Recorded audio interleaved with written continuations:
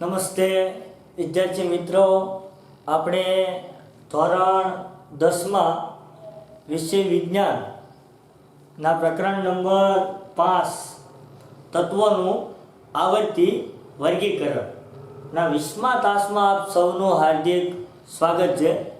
વિદ્યાર્થી મિત્રો, આપણે ઘણા લાંબા સમયથી તત્વોનું આવર્તી વર્ગીકરણ પ્રકરણ વિશે ચર્ચા કરી રહ્યા છીએ અને કાલે 19મા તાસમાં આપણે આ પ્રકરણ વિશેની સંપૂર્ણ બાબતોને આવરી લીધી અને તમામ બાબતો આપણે શીખી લીધી છે.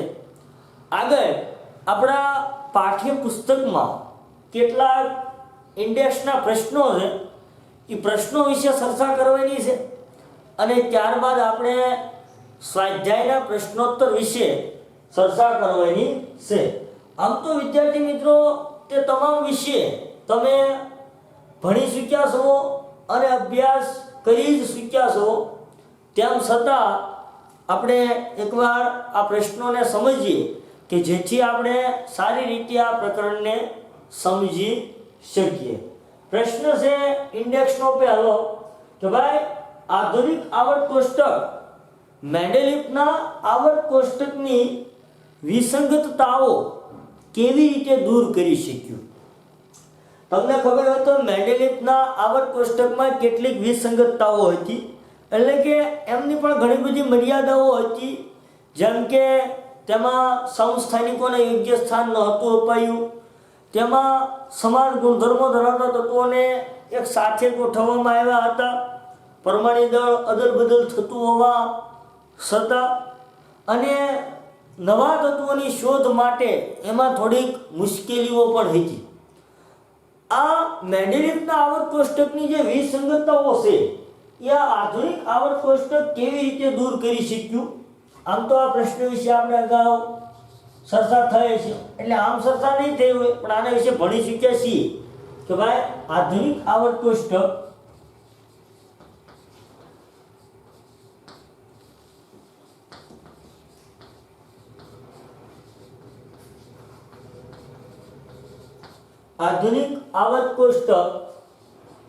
મેન્ડેલિફના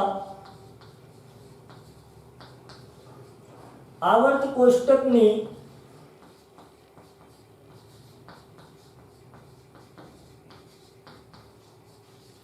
વિસંગતતાઓ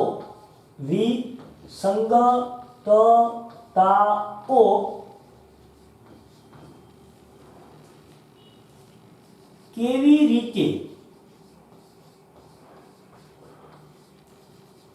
દૂર કરી શક્યું? વિદ્યાર્થી મિત્રો, આપણે મેન્ડેલિફના આવર્ત કોષ્ટક વિશે પણ ભણી શક્યા છીએ અને ત્યારબાદ આધુનિક આવર્ત કોષ્ટક વિશે પણ અભ્યાસ કરી શક્યા છીએ. મેન્ડેલિફના આવર્ત કોષ્ટકમાં કેટલીક મર્યાદાઓ અને કેટલીક વિસંગતતાઓ હતી. જ્યારે આપણે આધુનિક આવર્ત કોષ્ટક ભણ્યા ત્યારે આપણે વાત કરી હતી કે ભાઈ, મેન્ડેલિફની જે મર્યાદાઓ છે એ અહીં આવરી લેવામાં આવે છે. એટલે કે આધુનિક આવર્ત કોષ્ટક મેન્ડેલિફની જે વિસંગતતાઓ છે તેને દૂર કરી શક્યું છે. કઈ રીતે? તો કે પહેલું છે, કઈ વિસંગતતાઓ કઈ રીતે દૂર કરી એમ કહું તો આધુનિક આવર્ત કોષ્ટકે મેન્ડેલિફના આવર્ત કોષ્ટકની વિસંગતતાઓ હું જણાવું એ મુજબ દૂર કરી છે. પહેલું છે સમસ્થાનિકોના સ્થાન. આ વિસંગતતા હતી, સમસ્થાનિકોના સ્થાન.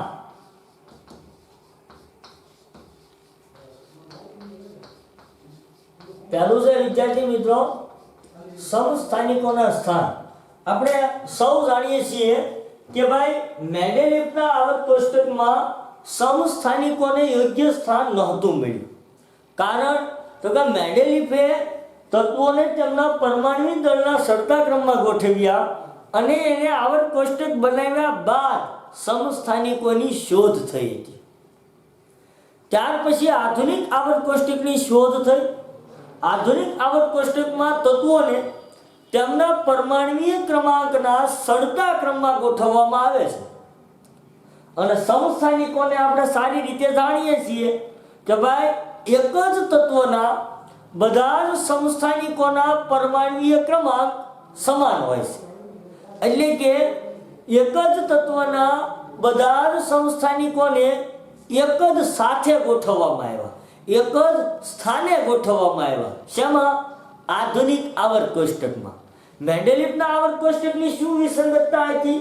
તો કે ભાઈ સમસ્થાનિકોને યોગ્ય સ્થાનમાં ગોઠવી શક્યો નહીં. કારણ એનું એ હતું કે ભાઈ એ સમયમાં સમસ્થાનિકોની શોધ થઈ જ નહોતી. અને બીજું તત્વોને તેમના પરમાણુ દળના સરતા ક્રમમાં ગોઠવ્યા. હવે આધુનિક આવર્ત કોષ્ટકમાં આ વિસંગતતા કઈ રીતે દૂર થઈ? આપણે તો એ જણાવવાનું છે. તો કે ભાઈ એક જ તત્વના સમસ્થાનિકોના પરમાણુ ક્રમાંક સમાન હોય. આધુનિક આવર્ત કોષ્ટકમાં તત્વોને તેમના પરમાણુ ક્રમાંકના સરતા ક્રમમાં ગોઠવવામાં આવેલા છે, જેથી એક જ તત્વના બધા જ સમસ્થાનિકોને એક સાથે ગોઠવવામાં આવ્યા છે. તો આપણે લખી શકીએ કે ભાઈ સમસ્થાનિકોના પરમાણુ ક્રમાંક સમાન છે. સમસ્થાનિકોના પરમાણ્વીય ક્રમાંક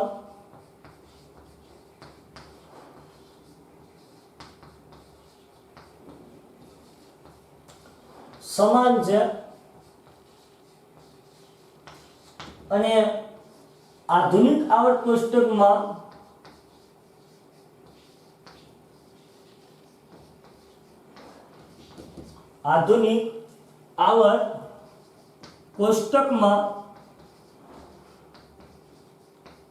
તત્વોને તેમના પરમાણ્વીય ક્રમાંકના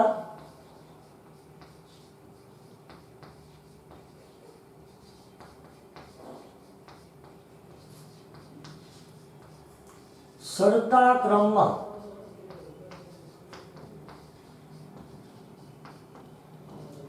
ગોઠવવામાં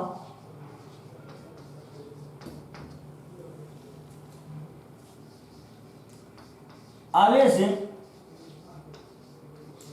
જેથી એક જ તત્વના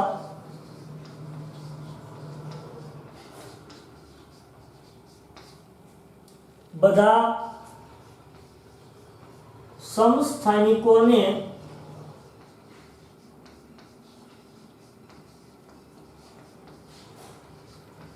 એક જ સ્થાને ગોઠવ્યા.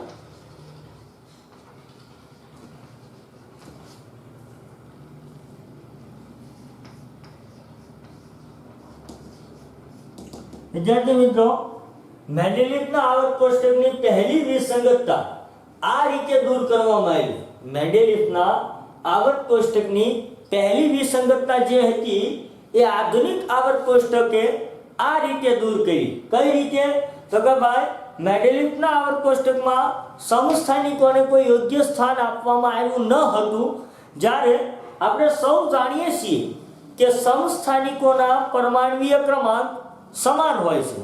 અને આધુનિક આવર્ત કોષ્ટકમાં તત્વોને તેમના પરમાણ્વીય ક્રમાંકના સરતા ક્રમમાં ગોઠવ્યા. એટલે બન્યું એવું કે એક જ તત્વના બધા જ સમસ્થાનિકોને એક સ્થાને ગોઠવવામાં આવ્યા, એક જ સ્થાને ગોઠવી દીધા. બીજું વિદ્યાર્થી મિત્રો, તો કે બીજી વિસંગતતા એ હતી કે કેટલાક સમાન તત્વોની જોડનું સ્થાન. અમુક તત્વો એવા હતા કે જેમના ગુણધર્મો એકબીજાને મળતા આવતા હતા. આ સમાન ગુણધર્મો ધરાવતા તત્વોને મેન્ડેલિફે પોતાના આવર્ત કોષ્ટકમાં એક સાથે ગોઠવ્યા. બીજું, મેન્ડેલિફે મેન્ડેલિફના આવર્ત કોષ્ટકમાં તત્વોને તેમના પરમાણ્વીય દળના સરતા ક્રમમાં ગોઠવ્યા હતા. તેમ છતાં ઘણા બધા તત્વોને તેના ગુણધર્મો પ્રમાણે ગોઠવવા માટે તેને શું કર્યું? થોડો વધુ પરમાણુ દળ ધરાવતું તત્વ થોડા ઓછા પરમાણુ દળ ધરાવતા તત્વની પહેલા મૂકવામાં આવ્યું. એટલે કે સરતા ક્રમમાં વિક્ષેપ સર્જાણ. આ એની વિસંગતતા હતી. તમને યાદ હોય તો કોબાલ્ટ અને નિકલ. કોબાલ્ટનો પરમાણુ દળ વધારે નિકલનું પરમાણુ દળ તેની કરતા ઓછું. કોબાલ્ટ જે છે એમનું પરમાણુ દળ વધારે અને નિકલનું પરમાણુ દળ તેની કરતા ઓછું. તેમ છતાં કોબાલ્ટને આગળ રાખ્યું. અગર સરતા ક્રમમાં કેવું હોય, ધીમે ધીમે ઓછો પરમાણુ દળ, પછી આનાથી વધારે પરમાણુ દળ વાળો આવે. પણ કોબાલ્ટને પહેલા મૂક્યું અને નિકલને પછી મૂક્યું. હવે આ વિસંગતતા દૂર કરવી માટે શું કર્યું? તો કે આપણે સૌ જાણીએ છીએ કે આધુનિક આવર્ત કોષ્ટકમાં તત્વોને તેમના પરમાણ્વીય ક્રમાંકના સરતા ક્રમમાં ગોઠવા. નિકલ કેટલામું તત્વ? 27મું. કોબાલ્ટ કેટલામું તત્વ? 28મું. તો કે આધુનિક આવર્ત કોષ્ટકમાં નિકલ બાદ નિકલ પછી કોબાલ્ટને ગોઠવવામાં આવ્યું. અને એ રીતે આજે મેન્ડેલિફના આવર્ત કોષ્ટકની વિસંગતતા હતી એ દૂર કરી કે ભાઈ કેટલાક સમાન તત્વોની જોડનું સ્થાન, કેટલાક આ બીજી વિસંગતતા કઈ રીતે દૂર થઈ? કેટલાક સમાન તત્વોની જોડનું સ્થાન. આપણે સૌ જાણીએ છીએ કે મેન્ડેલિફના આવર્ત કોષ્ટકમાં સમાન ગુણધર્મો ધરાવતા તત્વો એક સાથે ગોઠવ્યા હતા. કે ભાઈ મેન્ડેલિફના આવર્ત કોષ્ટકમાં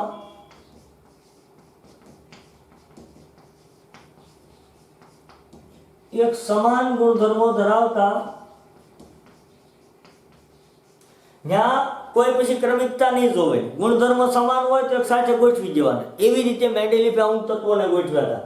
એક સમાન ગુણધર્મ ધરાવતા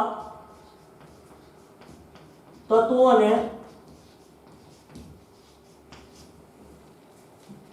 એક સાથે ગોઠવ્યા.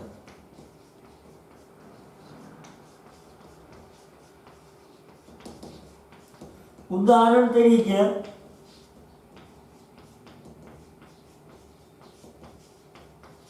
કોબાલ્ટને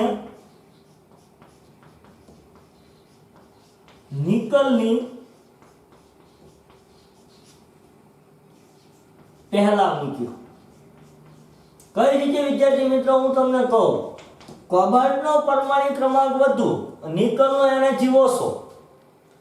હવે નિકલનો ઓછો છે, કોબાલ્ટનો વધુ છે, તો નિકલ પછી કોબાલ્ટ આવવું જોઈએ. પણ આ સમાન ગુણધર્મ ધરાવતા તત્વોને એક સાથે રાખવા માટે નિકલની પહેલા કોબાલ્ટને મૂકી દીધું. નિકલની પહેલા કોબાલ્ટને મૂક્યું કે ભાઈ કોબાલ્ટને નિકલની પહેલા મૂક્યું. પરંતુ આધુનિક આવર્ત કોષ્ટકમાં આ વિસંગતતા દૂર થઈ. આધુનિક આવર્ત કોષ્ટકમાં કોબાલ્ટને નિકલ બાદ નિકલ પછી મૂકવામાં આવ્યું. કારણ કોબાલ્ટનો પરમાણુ ક્રમાંક 28, નિકલનો 27. તો પહેલા કોણ આવે? નિકલ અને પછી આવે કોબાલ્ટ.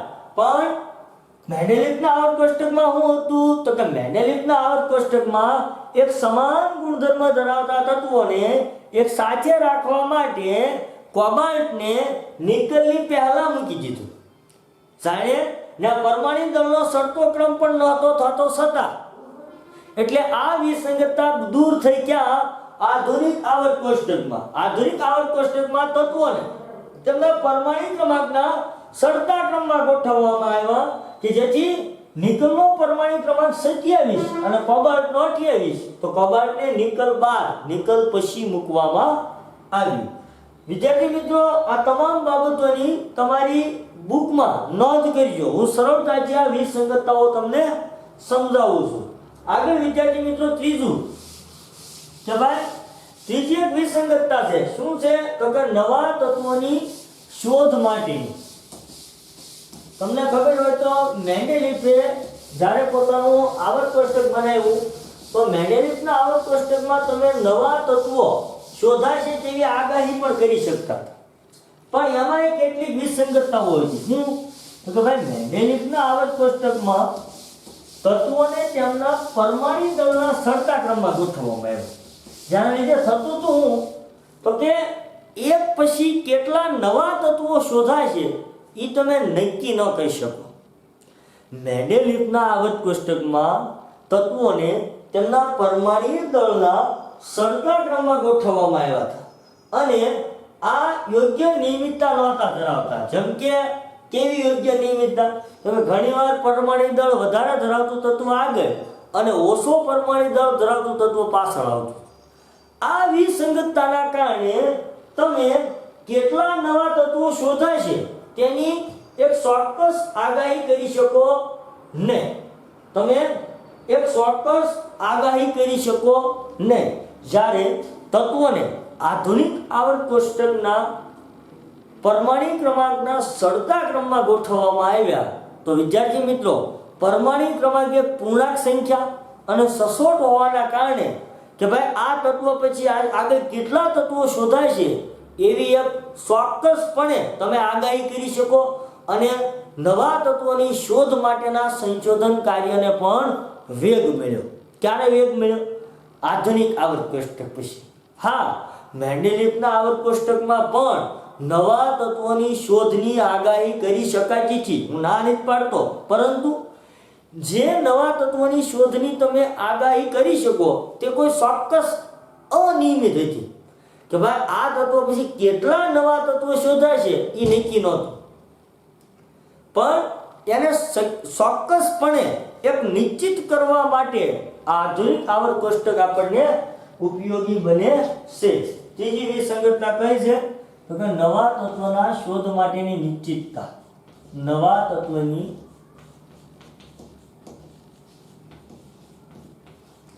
શોધ માટેની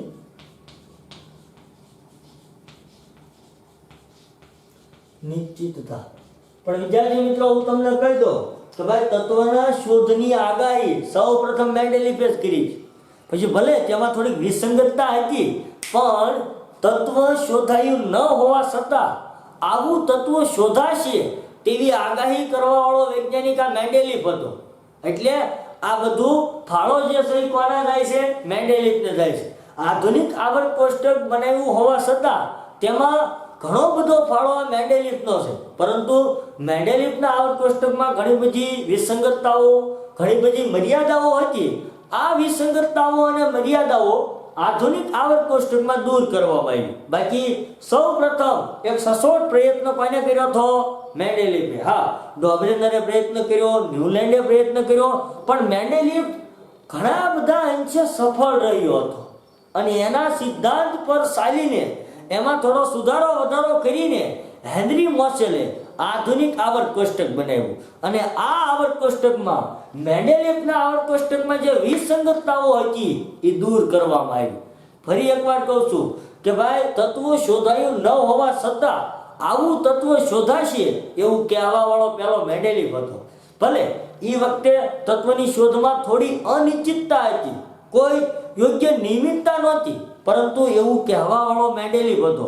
પછી એમાં સુધારો વધારો કરી આધુનિક આવર્ત કોષ્ટકમાં નવા તત્વની શોધ માટે એક નિશ્ચિતતા નક્કી કરવામાં આવી અને એક પછી કેટલા નવા તત્વો શોધાય છે અને તેના શું ગુણધર્મો હશે તેના વિશે પણ આપણે જાણી શકાયું કે ભાઈ મેન્ડેલિફના આવર્ત કોષ્ટકમાં તત્વોને તેમના પરમાણુ દળનો સરતા ક્રમમાં ગોઠવવામાં આવ્યા અને તેમાં યોગ્ય નિયમિતતા ધરાવતો નથી. આથી એક તત્વ પછી કેટલા નવા તત્વો શોધાય છે તેની કોઈ નિશ્ચિતતા ન હતી. હતું કે ભાઈ મેન્ડેલિફના આવર્ત કોષ્ટકમાં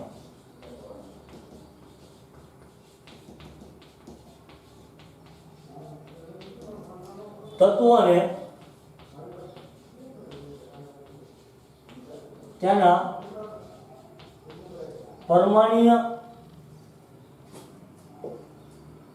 પરમાણ્વીય દળના સરતા ક્રમમાં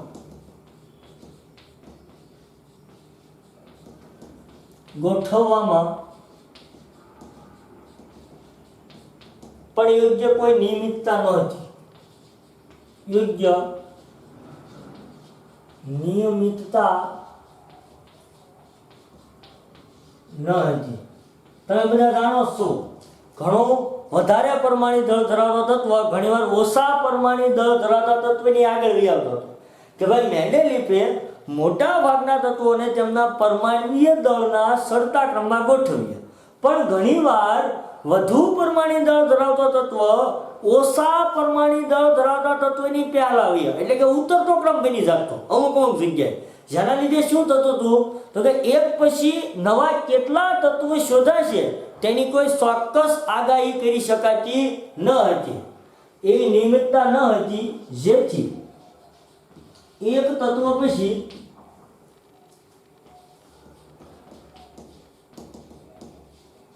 કેટલા નવા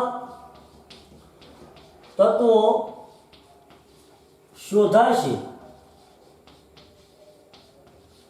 તેની કોઈ ચોક્કસ નિશ્ચિતતા હતી નહીં. આગાહી કરી શકો 100%, પણ કેટલા તત્વો શોધાશે, કેવો ગુણધર્મ, એની કોઈ ચોક્કસ નિશ્ચિતતા હતી નહીં. જ્યારે આ સંગતતા, આ વિસંગતતા કોને દૂર કરી તો કે આ વિસંગતતા દૂર કરી આધુનિક આવર્ત કોષ્ટક, હેનરી મોસેલ દ્વારા બનાવવામાં આવેલું આધુનિક આવર્ત કોષ્ટક. કે ભાઈ આધુનિક આવર્ત કોષ્ટકમાં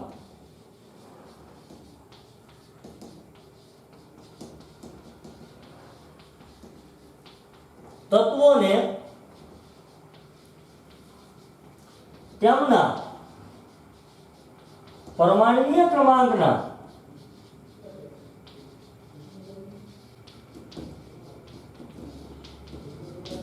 ચડતા ક્રમમાં ગોઠવતા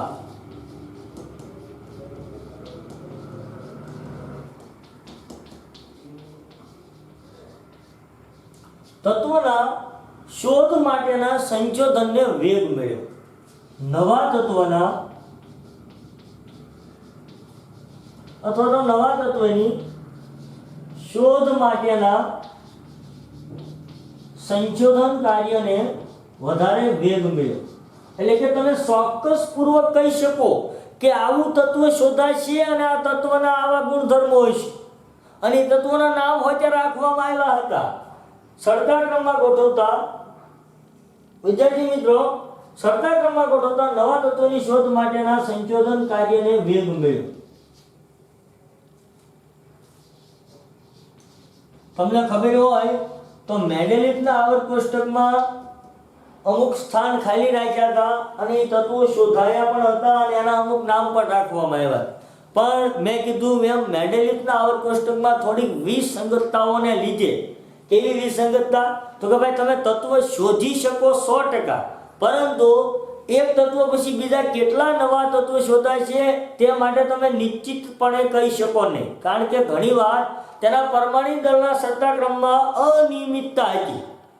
જ્યારે આધુનિક આવર્ત કોષ્ટકમાં તત્વોને તેમના પરમાણુ ક્રમાંકના સરખા ક્રમમાં ગોઠવ્યા કે જેથી તમે ચોક્કસપણે નવા તત્વની શોધ માટેના સંશોધન કાર્યને આગળ વધારી શકો, જેમાં તમને કોઈ વધારે તકલીફ પડે નહીં અને તમે સરળતાથી કહી શકો કે ભાઈ હા, આ જગ્યાએ કોઈ તત્વ આવું શોધાય છે એવું. તો આ રીતે વિદ્યાર્થી મિત્રો આ તત્વની આગાહી માટેની પણ વિસંગતતા આધુનિક આવર્ત કોષ્ટકમાં દૂર થઈ.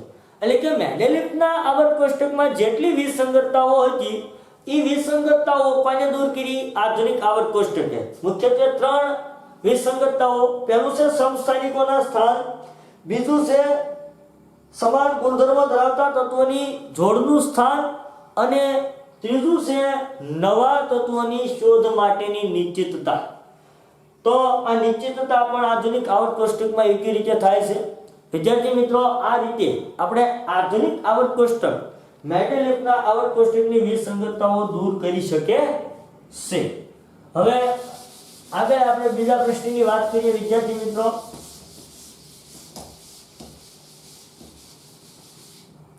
બીજો પ્રશ્ન શું છે તો કે તમારી ધારણા મુજબ મેગ્નેશિયમ જેવી રાસાયણિક પ્રક્રિયા દર્શાવતા તત્વો જણાવો. તો ભાઈ તમારી ધારણા મુજબ મેગ્નેશિયમ જેવી રાસાયણિક પ્રક્રિયાઓ દર્શાવતા બે તત્વોના નામ આપો.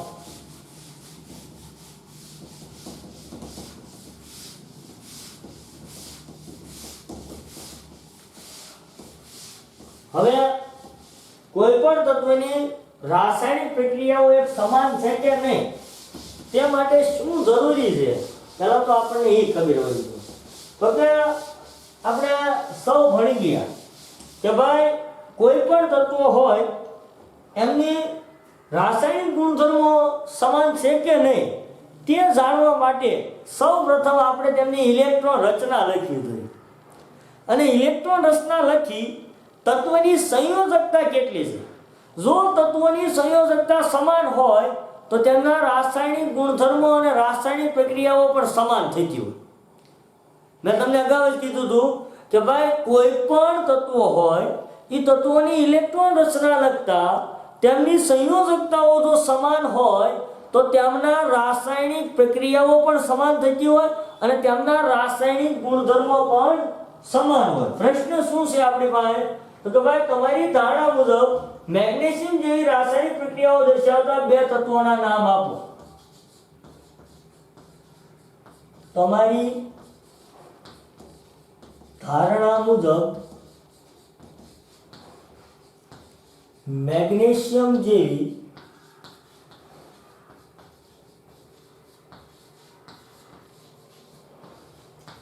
રાસાયણિક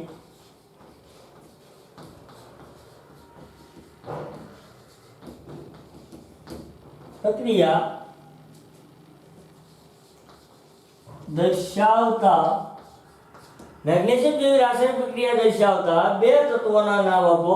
અને તમારી આ પસંદગીનો આધાર શું છે? તમે કઈ રીતે નક્કી કરો કે ભાઈ મેગ્નેશિયમ જેવી રાસાયણિક પ્રક્રિયા દર્શાવતા બે તત્વો છે? એમ નામ તો કાંઈ કહી નહીં શકો. તો કે ભાઈ તમારી ધારણા મુજબ મેગ્નેશિયમ જેવી રાસાયણિક પ્રક્રિયા દર્શાવતા બે તત્વોના નામ આપો. અને તમારી આ પસંદગીની ધારણા શું છે? તમે કઈ રીતે પસંદ કરો છો?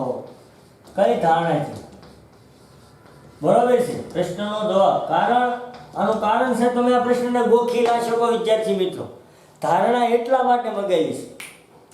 હવે સૌપ્રથમ તો હું તમને કહી દઉં કે કોઈ પણ તત્વની સંયોજકતા સમાન હોય છે તો એ તત્વ એક સમાન રાસાયણિક પ્રક્રિયા દર્શાવતો હોય. કોઈ પણ તત્વની વિદ્યાર્થી મિત્રો આ આપણી ધારણા છે. કોઈ પણ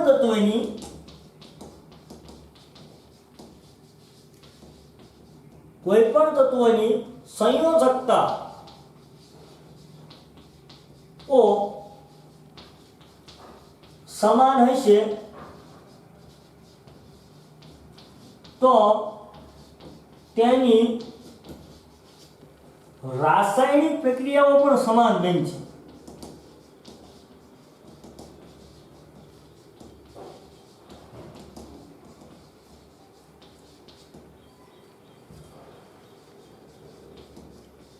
રાસાયણિક પ્રક્રિયાઓ પણ સમાન હશે.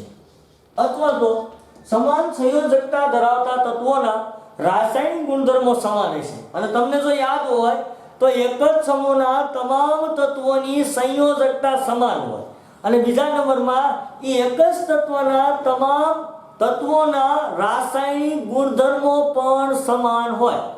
તો સૌપ્રથમ તો આપણે મેગ્નેશિયમની સંયોજકતા જોઈએ. મેગ્નેશિયમની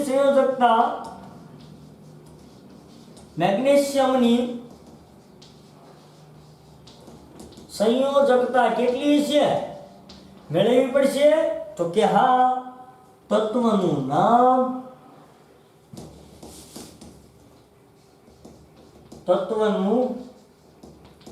નામ, ઇલેક્ટ્રોન રચના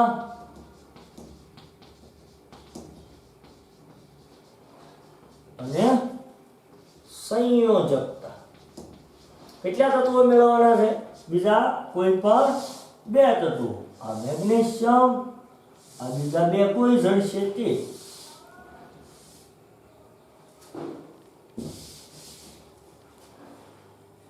વિદ્યાર્થી મિત્રો જોવો તમે, તત્વ છે મેગ્નેશિયમ, પરમાણુ ક્રમાંક કેટલો છે 12, ઇલેક્ટ્રોન રચના 2 8 2, બાહ્યતમ કક્ષામાં કેટલા ઇલેક્ટ્રોન 2, સંયોજકતા કેટલી તો 2, મેગ્નેશિયમની સંયોજકતા 2 છે, તેથી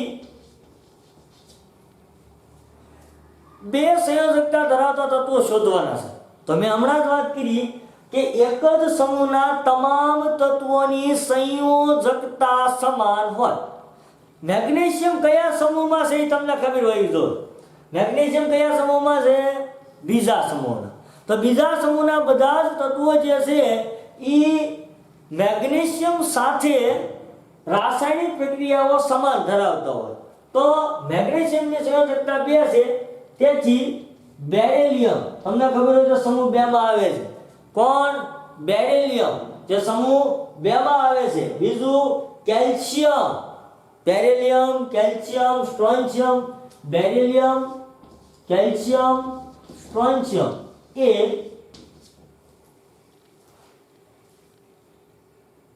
બેરિલિયમ, કેલ્શિયમ, સ્ટ્રોન્શિયમ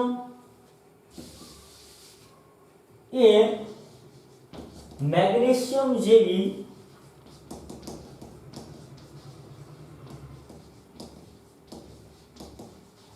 રાસાયણિક પ્રક્રિયા દર્શાવે છે. આપણે તો વિદ્યાર્થી મિત્રો અહીંયા 2 તત્વોના નામ આપવાના છે, બેરિલિયમ અને કેલ્શિયમ. બાકી સમૂહ 2 ના બધા તત્વો લઈ લો ને, સમૂહ 2 ના બધા તત્વો લઈ લો ને, એ બધા તત્વો મેગ્નેશિયમ સાથેની રાસાયણિક પ્રક્રિયા સમાન દર્શાવતા, સોરી, મેગ્નેશિયમની જેમ રાસાયણિક પ્રક્રિયાઓ સમાન દર્શાવતા હશે. જુઓ તમે, મેગ્નેશિયમ 12મું તત્વ, બેરિલિયમ કેટલામું તત્વ? 4થું, ઇલેક્ટ્રોન રચના 2 2, સેમ બાહ્યતમ કક્ષામાં 2 સંયોજકતા 2 થઈ. બેરિલિયમ, મેગ્નેશિયમ, કેલ્શિયમ, કેલ્શિયમ કેટલામું તત્વ? 20મું, 2 8 8 2, સંયોજકતા કેટલી થઈ? 2. તો આ તમામ તત્વોની સંયોજકતા કેવી છે? સમાન. તો કે મેગ્નેશિયમ જેવી રાસાયણિક પ્રક્રિયા દર્શાવતા બીજા 2 તત્વો કયા છે? બેરિલિયમ અને કેલ્શિયમ. તમારી ધારણાની પસંદગી શું છે? તો કોઈ પણ તત્વની સંયોજકતાઓ સમાન હશે તો તેની રાસાયણિક પ્રક્રિયાઓ પણ સમાન હશે. મેગ્નેશિયમ જેવી રાસાયણિક પ્રક્રિયાઓ દર્શાવે છે તેવી જ રાસાયણિક પ્રક્રિયાઓ કોણ દર્શાવશે? તો કે એની જેટલી સંયોજકતા ધરાવતા તત્વો. એની જેટલી સંયોજકતા ધરાવતા તત્વો કોણ હોય? તો કે મેગ્નેશિયમ કેટલામાં સમૂહમાં છે? બીજા સમૂહમાં. તો કે બીજા સમૂહના તત્વો એની જેવી સંયોજકતા ધરાવતા તત્વો હશે. આ રીતે આપણે વિદ્યાર્થી મિત્રો આ પ્રશ્નનો જવાબ આપી શકીએ કે ભાઈ મેગ્નેશિયમ જેવી રાસાયણિક પ્રક્રિયા દર્શાવતા 2 તત્વોના નામ આપો. તો કયા કયા 2 તત્વો છે? બેરિલિયમ અને કેલ્શિયમ. તમારી ધારણા, તો કે અમારી ધારણા તો કોઈ પણ તત્વની સંયોજકતાઓ સમાન હશે તો તેની રાસાયણિક પ્રક્રિયાઓ પણ સમાન હશે. આ વિદ્યાર્થી મિત્રો બીજો પ્રશ્ન છે. હવે આગળ વિદ્યાર્થી મિત્રો ત્રીજો પ્રશ્ન જોઈએ. તમારી પાસે જો પાઠ્યપુસ્તક હોય તો તમે નજર નાખો અને ત્રીજો પ્રશ્ન વાંચો. શું છે?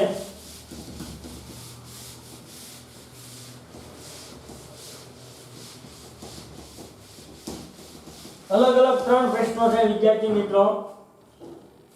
અલગ અલગ 3 પ્રશ્નો આપણને આપેલા છે અને આ ત્રણેય પ્રશ્નોના જવાબ એકદમ સરળ છે.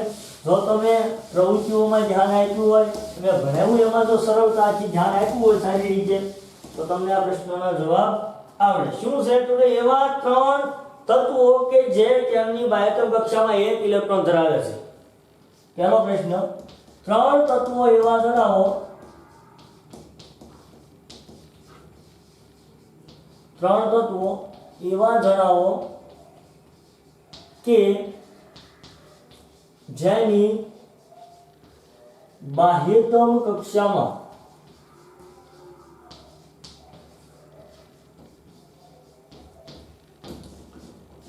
એક ઇલેક્ટ્રોન હોય. હવે વિદ્યાર્થી મિત્રો તમે સૌ જાણો છો, મારે તમને વધારે માહિતી આપવાની જરૂર છે નહીં.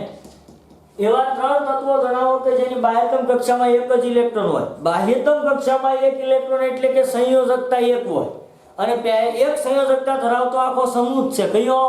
પહેલો સમૂહ. આપણે સૌ જાણીએ છીએ લિથિયમ, સોડિયમ, પોટેશિયમ, આ બધા તત્વો જે છે એની બાહ્યતમ કક્ષામાં એક એક ઇલેક્ટ્રોન જ છે. તો આપણે લખી શકીએ અહીંયા લિથિયમ, સોડિયમ, પોટેશિયમ, 3 ભાગે એટલે 3 ભાગે રૂબિડિયમ, સીઝિયમ, ફ્રાન્સિયમ તમે લખી શકો.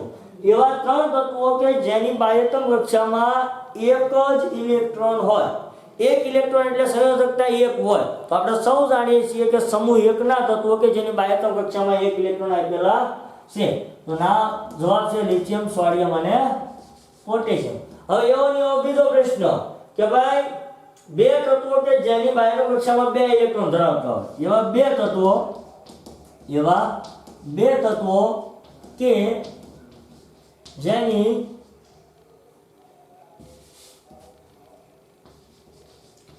બાહ્યતમ કક્ષામાં